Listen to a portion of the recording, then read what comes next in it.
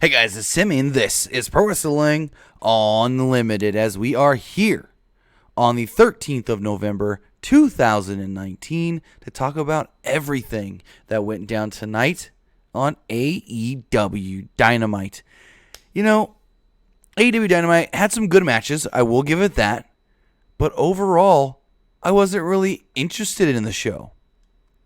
I paid more attention to the show than NXT, but the things that were going on NXT had me more intrigued, had me more interested.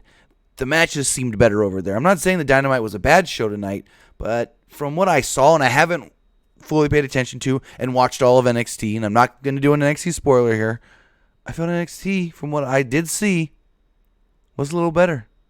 But I'll have more to say about that tomorrow night when I do review NXT after I had seen the full show from start to finish. But again, I thought, coming off of the pay-per-view, there were some good things on this show, but I expected more coming off of that pay-per-view and going into the end of the year, whatever they're going to do towards the end of the year, and I felt a little bit they under-delivered. Now, they had TV Gold with MJF and Jericho. That was amazing. But other than that, it was just a show. 100% just a show. Before we get into it, let's see who's here with us in the live chat. We got Henry McKenna Cavallo, Naveen Squares, Sinclair Saturday, Derek Bocek, Jeff Guevara, Daniel Mulinax, and so many more of you. Ruben Rodriguez, Jason Dalton. Hey, if you ever wondered, why is Jason Dalton's name in the chat green? Why does he have a little badge next to his name? Well, that is because he is a member of the PWUnlimited YouTube channel. As a member of the PWUnlimited YouTube channel, you are directly supporting PWUnlimited, and you get your name green in the live chat. You get to have a badge next to your name. You get to use cool emojis, and you get early access to stuff just like you will this Friday when we put up our newest list video that you guys did help curate over the past couple of days. So with that, if you guys want to support PWUnlimited and become a member, all you have to do is go down there where it says subscribe and hit the button next to it that says join. Also, as a member, your name will scroll across the bottom of the screen during all pay-per-views. Well, all normal pay-per-views, not the pay-per-view recaps. And I don't mean to say pay-per-view, I mean podcast. So again, I want to thank everybody who is a subscriber and a member of the PWUnlimited YouTube channel. Oh, my bad. I was reading something in the chat that threw me off. But again, if you want to become a member, all you have to do is hit that join button right down there next to where it says subscribe. But now, let's talk about Dynamite. So tonight's AEW Dynamite was from Nashville, Tennessee. And it started off with a Full Gear recap. They recapped everything on the show except Omega Moxley. Kind of. They did video recaps of everything except for that match. So they recapped all the matches and stuff, and then they showed photos of Omega Moxley. Then a video played with Omega meeting with doctors backstage. Doctor told him that he's not cleared. He needs to take a week off, and he said, well, what about Moxley? And the doctor says, he's beat up, but he's cleared. So Omega's totally can't wrestle, and he's in there with his buddy, Michael Nakazawa.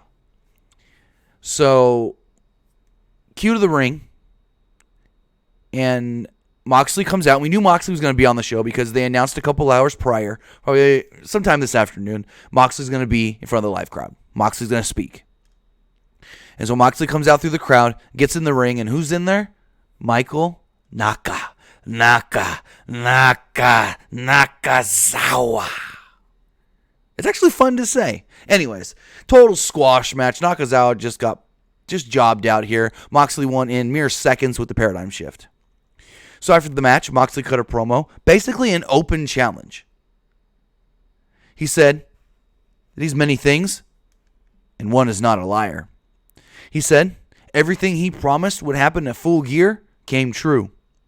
He said differences aside, he respects Kenny Omega because he didn't think anybody else would be able to come at him like Omega did at Full Gear. He said Omega will never be the same. He said Omega had the balls to stand up to him, unlike everyone else in AEW, so he challenged anybody in the back to come out and take him on. He said he's on a mission, and that mission is to be the last man standing in AEW. He said that he is coming after everybody in that locker room. He wants them to step up and face him, and then he's going to make sure to kiss their loved ones. He said, but make sure you kiss your loved ones before I send you off to have a goodbye in an ambulance on speed dial. Something along those lines. He said, I'm going to snap everyone's neck. And it was cool. Nobody ended up coming out. I'm like, well, you're going to do an open challenge here. Someone's got to interrupt, right? No. And then he left through the crowd. There was a funny moment. I think it was right before this match started, where Jim Ross was talking about full gear, and he called it fully loaded. And that wasn't the only time Jim Ross kind of misspoke here tonight and called something the wrong thing. In the main event, he called Jake Hager Jack Swagger. So we got a tag team match. It was a Dark Order against Jungle Boy and Marco Stunt. Stunt started off the match with Evil Uno. Jungle Boy and Grayson tagged in early, but Jungle Boy used a crucifix for a near fall. Stunt tagged in and used a head scissors. Stunt hit a Frankensteiner, then Jungle Boy jumped in and hit a senton. Uno tagged in and cut off Stunt. Uno hit a swanton for a 2. Grayson and Uno used a series of quick tags to continue working over Marco. Grayson hit a slingshot senton. Dark Order then continued to beat down Stunt during a commercial break. Evil Uno hit a fallaway slam for a 2 at one point. Stunt came back with a pop-up DDT. Grayson tried to pull Jungle Boy off the apron, but Jungle Boy hit him with a rolling elbow on the floor. Jungle Boy then got the hot tag and hit a suicide dive to Grayson, then a jumping knee to Uno. The match then broke down with all 4 in the ring, and Stunt hit a 450 into a Hurricane Rana for a 2 count. Jungle Boy then tried a tope, but both members of Dark Order caught him. Back in the ring, Grayson hit a Nightfall on Marco Stunt. Uno got the tag. Dark Order hit their fatality and pinned Marco Stunt. So after the match, Evil Uno cuts a promo. He said, Marco, all these people, they make fun of you. They say you're too small, but we see the potential in you. Join us. Be one of us. And they handed him a mask of their creepers. Jungle Boy then ran in and was like, no, don't do it. And Marco refused. Uno said he respects the decision, then had the creepers attack Stunt and Jungle Boy. Uno tried to place a Dark Order mask on Jungle Boy, and then the music of Luchasaurus would play. Luchasaurus then marched down to the ring, destroyed all the creepers, and Evil Uno bailed out of the ring. Luchasaurus then hit Stu Grayson with a chokeslam and a standing moonsault, with Jurassic Express posing together at the end of the segment. Cool segment. I like that it's like, we want more guys on our side. We're trying to build an army here. Let's recruit this guy that may not have... He's got an allegiance to Jungle Boy and Luchasaurus, but maybe we can persuade him to have an allegiance to us. So I wonder if this is going to be a thing going forward with Dark Order trying to recruit more members to their clan, I guess you can say. It's really interesting. It didn't work this time. And I like that Luchasaurus is back. He didn't have to miss that much time. We thought it may have been somewhere into December from what I was hearing, but it was unsure exactly how long he would be out, and it's all good. He's back. He looked good with hitting that standing moonsault. Like, you ain't having a hamstring problem, a hamstring injury hitting a standing moonsault. Not like that, as big as he is. So then Darby Allin, Shawn Spears, and Peter Avalon had a 3-way. Allin and Spears faced off early. Avalon climbed to the top rope and tried to splash on both, but Spears and Allin stepped out of the way. Allin sent Spears outside with an arm drag, then hit a drop kick and knocked Avalon off the apron. Allin climbed the ropes, but Spears pushed him off. As Spears posed on the outside, Joey Janela would run down to fight Spears, so it looks like this storyline, this feud, is not over. Joey Janela, Shawn Spears, it's still going. Why? I don't know. They brawled into the crowd, leaving Allin and Avalon alone in the ring. Allin avoided an attempt of interference by Leva Bates. He then hit a cutter and the coffin drop for the victory. After the match, Darby Allin grabbed a mic and said, Jon Moxley, I accept. So my thing coming out of Full Gear was, well, Moxley's the hardcore guy. He's kind of stifled into that role. Who the hell do they got to challenge him? And I never thought Darby Allin. So I like Darby Allin challenging Moxley. They're going to have a match next week, and I hope it doesn't turn into some sort of a hardcore match. I hope it's just a match. Because we've seen Darby Allin have great just matches. But outside of the Pac match, we haven't seen Moxley just have matches, really. Moxley needs to get out of that, I'm only the hardcore, crazy garbage wrestling guy, and start having regular matches. And I think a match with Darby Allin next week could push the edge, but not go too far to keep him stifled still, if you know what I mean.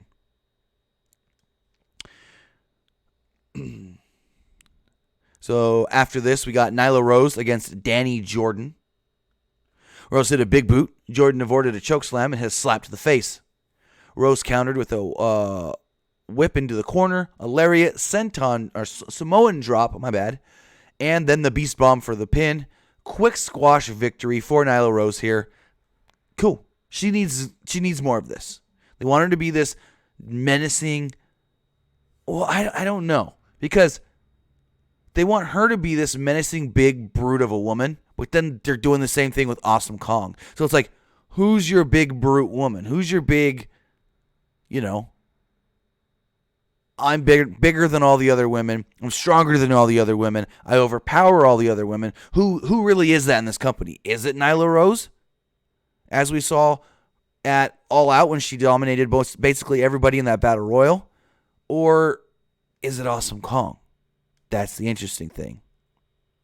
So going forward, we got an announcement, a medical update, I guess you could say, on Dustin Rhodes after he had his arm and hand and wrist slammed in a car door a couple weeks back. They said he's still got 3 or 4 more weeks of recovery. Then he can get back into the ring to train in about 2 weeks or so before making a return. So cool, Dustin's coming back. Sometime probably December, what it sounds like. Spoiler alert, not really, but kinda. Dustin does commentary with Excalibur this week for next week's AEW Dark. So I like that Excalibur's their main guy. Excalibur's their lead announcer, but then they're rotating others with him on all these pre-shows and AEW Dark, and I like that it's not just other established announcers.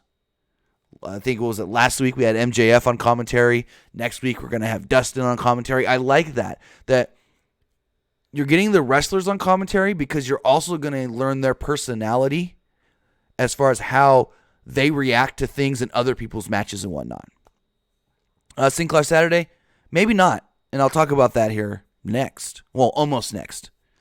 So, they then announced that next week we will have the AEW Dynamite Dozen Battle Royal. 12 competitors will face off, and the final 2 will then move on to the following week with the winner winning a ring. It kind of resembles the old ROH ring that Cody was wearing when he was the ROH World Champion. Remember, Cody was the ROH World Champion. He said, this is Ring of Honor, and as the champ, I should wear the Ring of Honor. It looks similar to that. The winner's going to get this ring, but what does this really mean?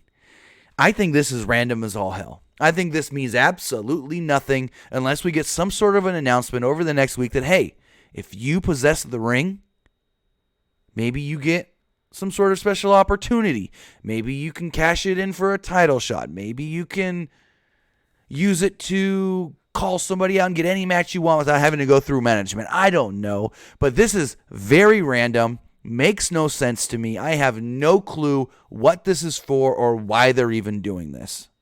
To me, it's just I don't even want to call it a stip match because it's not really a stip match. It's a battle royal, but a match with a special prize just to do it for no goddamn reason. I don't like this because a match like this where you're like, oh, so there's going to be 12 guys, final 2 face off in the finals in a singles match. But what are you really winning here? What is your motivation for being in this battle royal? If it was to win a ring, I wouldn't be motivated. No. If that's all it is to win some jewelry, no, I wouldn't be motivated. I'd be like, count me out. I don't need to be in that match. Like, why? It makes no sense why they're doing this. There's no logical reason other than, we got a cool idea. Let's do something different that nobody else is doing. I don't like it. So then next up, Tony Schiavone was interviewing Allie. Allie says she's shown the world what she can do on pre-shows in AEW Dark, but now it's time for her to do the same on Dynamite. As she says that the lights would go out. Lights would come back with a spotlight, and up will come Awesome Kong and Brandy Rhodes. Allie charged at Kong with punches. Kong no-sold the punches, then hit a Mongolian chop and a weak-looking back fist. Brandy then held Allie down on the ground as Awesome Kong cut her hair off with the knife that she also used to cut B. Priestley's hair off. I don't know what this is leading to. But now there's two women that they've chopped some locks off of. And Sinclair Saturday in the chat says Allie versus Awesome Kong at the next pay-per-view. Well, if you're going to say that, then you're also going to say, well, what about B. Priestley versus Awesome Kong? Because Brie was the first one to get her hair cut.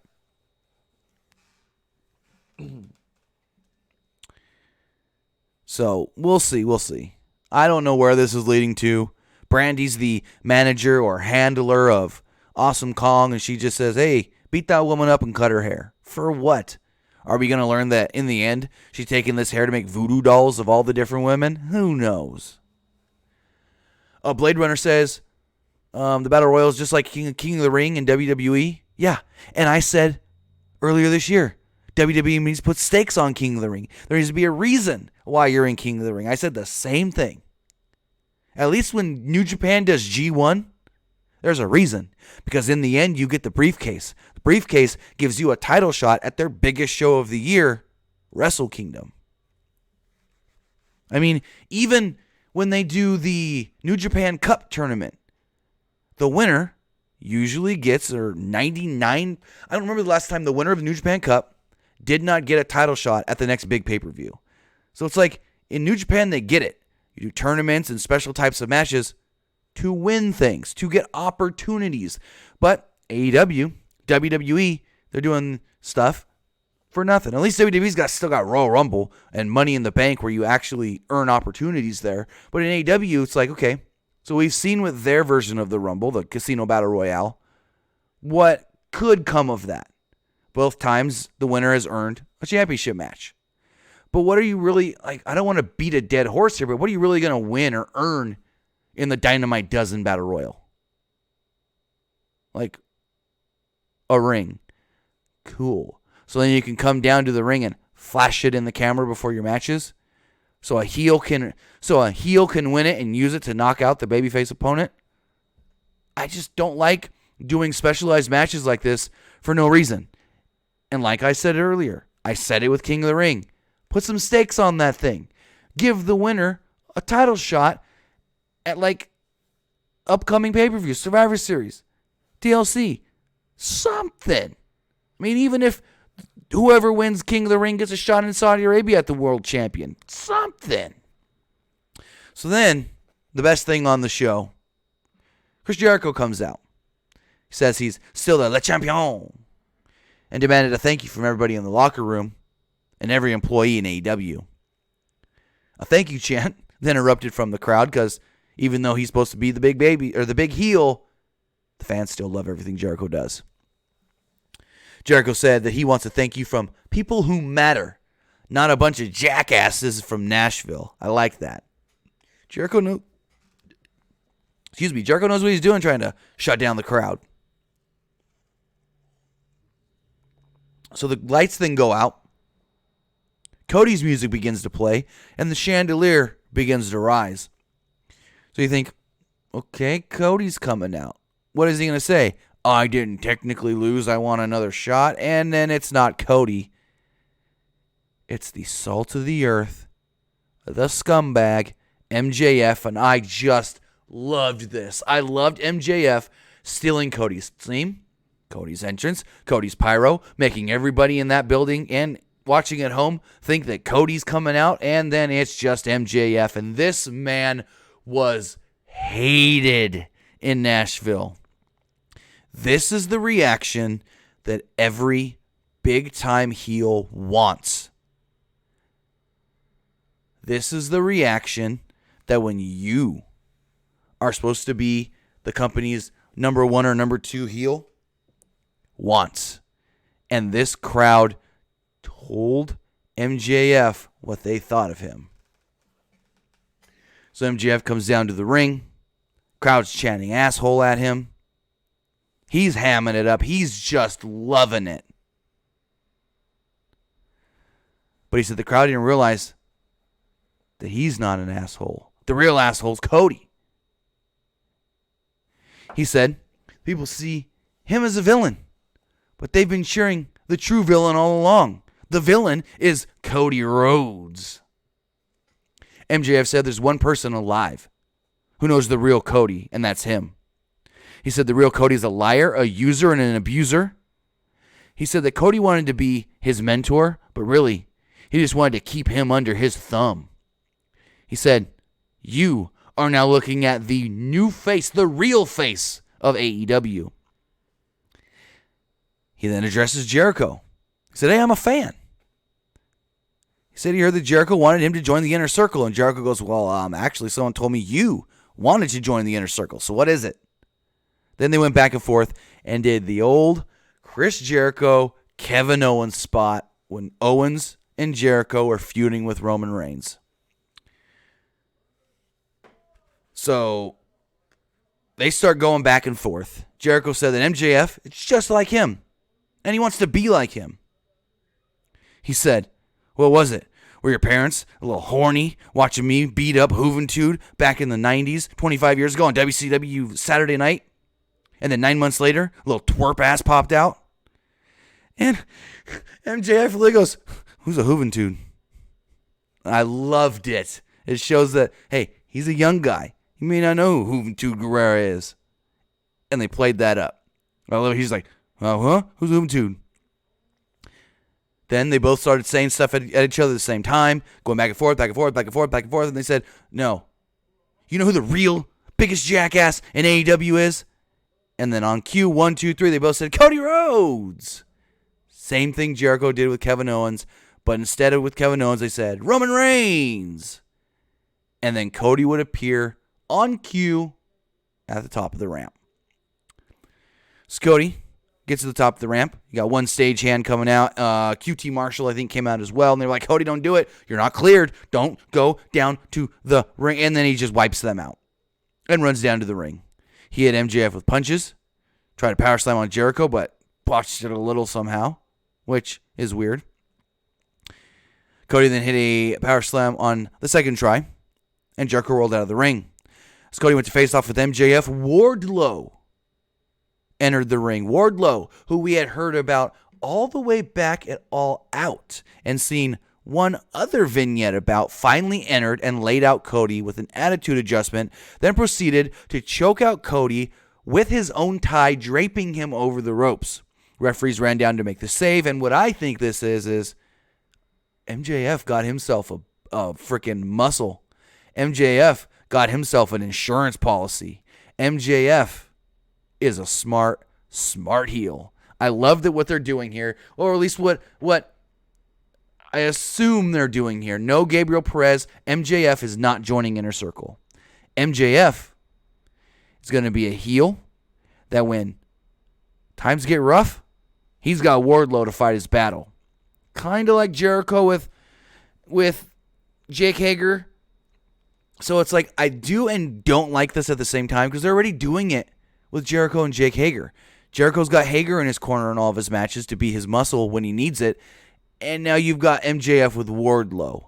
I don't like I like it because it fits MJF's character perfect.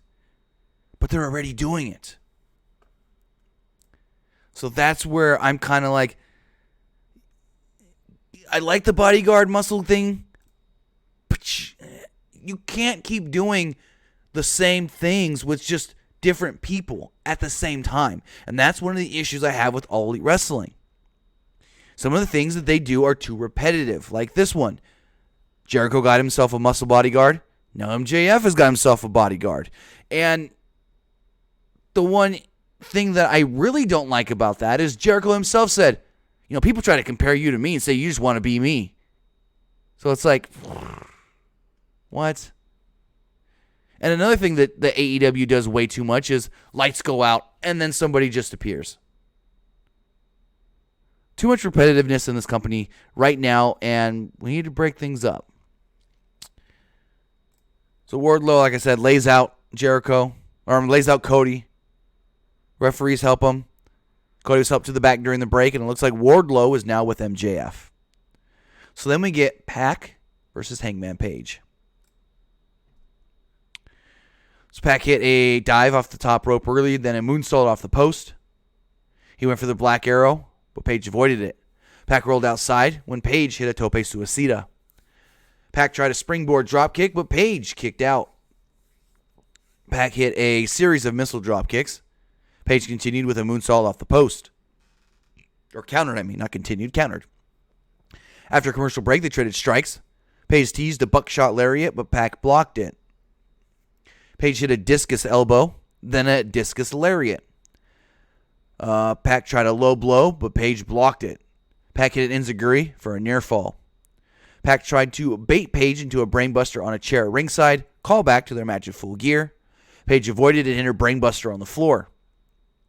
Back in the ring, Page hit a buckshot lariat. Pac kicked out of two, though. Pac hit a pair of pump kicks.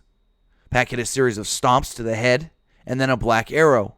He then used the Brutalizer submission for the victory. I thought this match was really good. The last two matches, a little bit better, but it's all good because this match is still really, really good. You're going to have that one match in a series of three that's not the best, and sometimes that's the last one, sometimes that's the first one, sometimes that's the middle one. It's all good. All three matches that they've had in this series were good, and this was just not the best one. Crowd was really into this. They've always been into both MJF and Pac, so we'll see where this leads to. Pac picked up the victory, should build him up as far as jumping up in the rankings. Maybe it puts him in number one. Maybe he can challenge Jericho. We'll see. So let me come back from a commercial break, and we cut to the back instantly. Actually, did we... No, we cut to the back before commercial, I think it was. Correct me in the chat or the comments below. Was the cut to the back for the Young Bucks Proud and Powerful thing? It doesn't really matter. Cut to the back. Young Bucks, Santana, and Ortiz are brawling. Matt slammed Ortiz through a table. Santana did a dive off of a forklift onto Matt. Santana and Nick brawled into a bathroom. They kicked the door open, revealing Orange Cassidy. No one wanted to deal with him, so they closed the door and kept on fighting. Stupid. I'm not an Orange Cassidy fan. Why was this needed? Why did Orange Cassidy just need to be there standing going, saying nothing? Just, what's up? I don't like it. Too much unnecessary stuff. Santana it was just weird that Santana slowly closed the door like, oh, sorry, Mr. Orange Cassidy, I didn't mean to bother you. Let me get back to my death-defying brawl here. Like, what? And then Nick just, once the door's closed, comes back at him. Okay. So during the break, the brawl spilled out at ringside. Bucks hit super kicks on security. Santana and Ortiz laid out the Bucks and attacked Nick's right leg and knee with a blackjack. Matt then got powerbombed through a section of the stage, just like I think it was Ricky Morton? Or was it Robert Gibson? I forget which one of the Rock and Roll Express also got powerbombed through the same part of the stage. Brandon Cutler came out to try to make the save. He gets laid out. Private Party run out, try to make the save for Cutler. Santana and Ortiz finally back off. Santana and Ortiz versus Private Party announced for next week. So then we move on to the main event. And I liked something that they did here. So they're not getting an overrun. And usually when we go to the main event of Dynamite, they say, this match is scheduled for one fall with TV time remaining. But in this match, they said, this match is scheduled for one fall with a 60-minute time limit. So my thought was, are we getting the first overrun? Or is this match just going to end in 12 minutes? And during the match, we did hear from, I think it was Excalibur. He said, hey, I know we don't have much time left in the show. If for some reason this title match goes past the top of the hour and we have to go off the air here on TNT, the remainder of the match will air and take place on the AEW YouTube channel. So I really like that. Something WWE has done in the past where they did, I forget exactly what it was, but they were doing something and they had to get off of regular TV and they're like, this is not ending. Go over to the WWE Network right now to see the conclusion or something like that. So I like this, that, hey, just because something's on TV doesn't mean it's got to end right then. And it did. We didn't get to see the whole, an extra 5 minutes on YouTube or something. It would have been cool, especially with how the match ended. And I think we could have got a cool little 5-minute segment on their YouTube. We would have got them some good views, but I'll get there in a second. So Jericho and Frankie Kazarian came down to the ring, or started off this match. And hold on, another thing. Talk about too much repetition between different people in the company. Christopher Daniels comes down. He's got his microphone on the mic stand, does this cool little entrance thing. But Emi Sakura does the same thing. Why do you got two people with almost a similar entrance? Again, too much similarity between characters doing the same goddamn thing. Jericho and Kazarian start off this match with the lockup. Kazarian hit an arm drag and a drop kick, then tagged out. Then Guevara tagged in. Guevara was immediately cut off by Scorpio Sky and Kazarian. Guevara got dropped right on his head with a German suplex. SCU remained in control through a commercial break. Kazarian worked over Guevara with punches. Guevara came back with a standing shooting star press, then managed to tag Jericho. Jericho took the ref, allowing Jake Hager to hit Kazarian with strikes from the floor. Jericho hit a knee lift. Jericho and Guevara traded quick tags and worked over Kazarian in their corner. After another break, Kazarian and Guevara traded quick cradles. Guevara hit a drop kick, then used a chin lock. Guevara then hit a standing Spanish fly and missed a shooting star off the top rope. Scorpio Sky got the hot tag and sent Jericho outside with a drop kick. Then hit a spine buster and a neck breaker on Sammy Guevara for a 2. Scorpio Sky and Guevara traded strikes. Sky hit a slingshot cutter for a near fall. Sky used a dragon sleeper, but Jericho made the save, and Kazarian cut off Jericho. Jericho took the ref again. Kazarian and Scorpio Sky set up for the SCU later, but Hager pulled Kazarian out of the ring. Christopher Daniels would then jump into the ring and dive onto Hager with a tope suicida, but Hager caught him in the process. Meanwhile, Guevara used a cradle on Scorpio Sky that almost looked as if it could have been the finish, but it wasn't. Jericho got a hot tag here. Sky, though, stopped the hot tag and hit him with a Thez press, then a double down. Sky hit a TKO, but Jericho kicked out. Jericho missed a drop kick. Sky missed a second rope elbow drop. Sky then got his knees up on a lion assault attempt from Jericho. Scorpio Sky tried a second rope cutter, but Jericho put it into a code breaker for a 2. Then, out of nowhere, Scorpio Sky inside cradles Chris Jericho. 1, 2, 3. Jericho gets pinned for the first time in All Elite Wrestling. Jericho goes almost a year, if you want to think of it like that. You know, AEW started January 8th. That's when they first announced, hey, we're a company. First show in May, so maybe you can't say a year because it wasn't the first show yet. Anyways, I digress. Jericho went all this time without being pinned, submitted, taking a loss until now. Scorpio frickin' Sky is the first person to pin Chris Jericho. Now here's my question. Do you do WWE logic and say, well, Scorpio Sky pinned the champion, he should be in line for a title shot? Or do rankings really matter? And Scorpio Sky, let me look up something. What is Scorpio Sky's singles match record?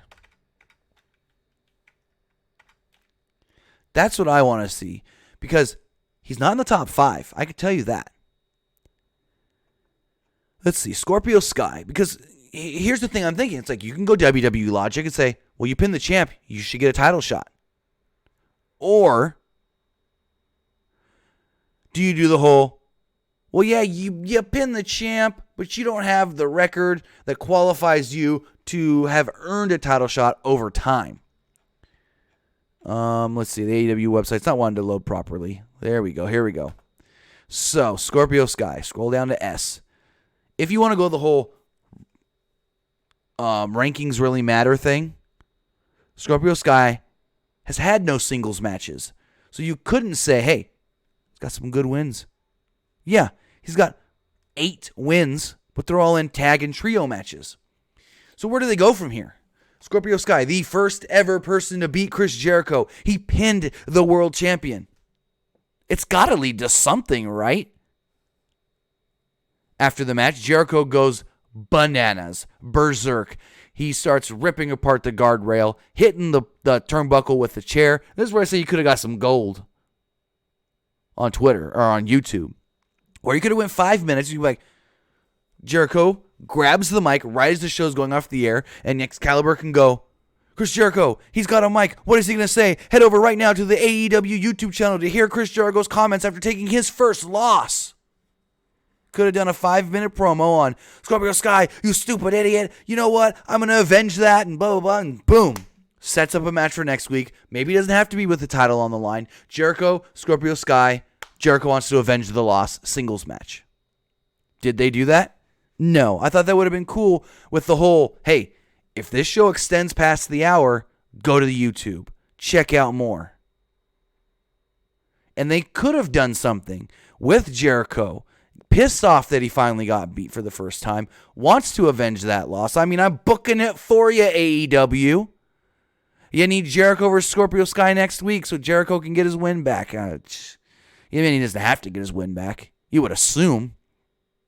But I mean, I thought that would have been cool if you go, hey, Jericho's got a mic. What is he about to say? Not find out next week. Hey, head over to YouTube now to find out.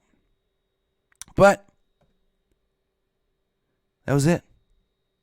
The show goes off the air with Jericho throwing a fit, as only Jericho can. And that was AEW Dynamite.